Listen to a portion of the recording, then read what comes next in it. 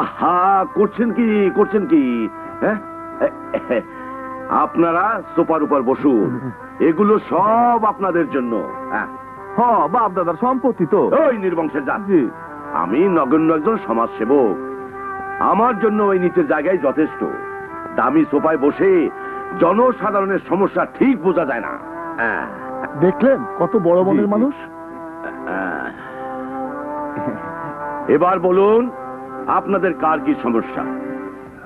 হুজুর, আমি একজন গরিব কৃষক, সারের অভাবে ঠিক মতো জমি জমা চাষ করতে পারি নাই। বড় পোড়াটা সার চাইতে গিয়া গুলি খেয়া মরল। এই সার নিয়ে কোনো কথা বলবেন না, অন্য কথা থাকলে বলুন। সংসারে বড় অভাব, টাকার অভাবে বড় মেয়েটাই বিয়ে দিতে পারতেছি না। ওনার নামে 10,000 টাকা বরাদ্দ করো।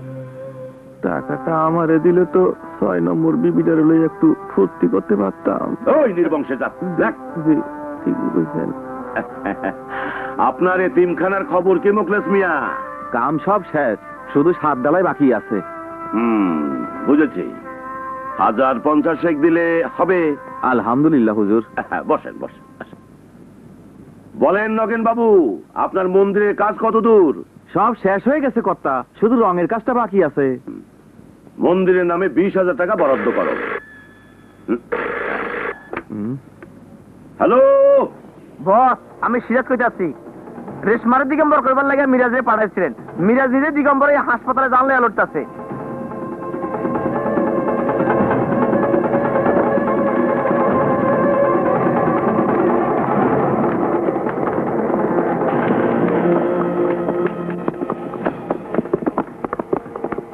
ডাক্তার, রোগীর খবর কি? স্যার, রোগীর অবস্থা ভালো না, পুরোপুরি সেরে উঠতে সময় লাগবে।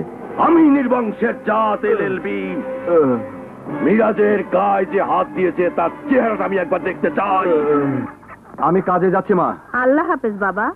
আল্লাহ হাফেজ। মাল কোথায় কোথায় যাবে মনে আছে তো? আছে উস্তাদ, আছে। আগে মায়েরকুল রেল স্টেশনে, তারপর অন্য হানে। আচ্ছা উস্তাদ, ওই স্টেশনটারে তুমি খুব ভালোবাসো না?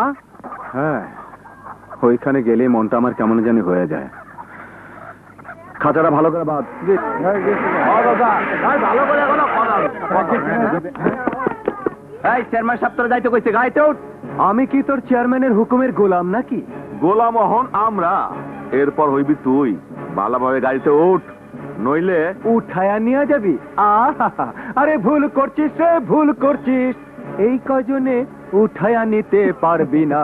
পারি কিনা দেখ।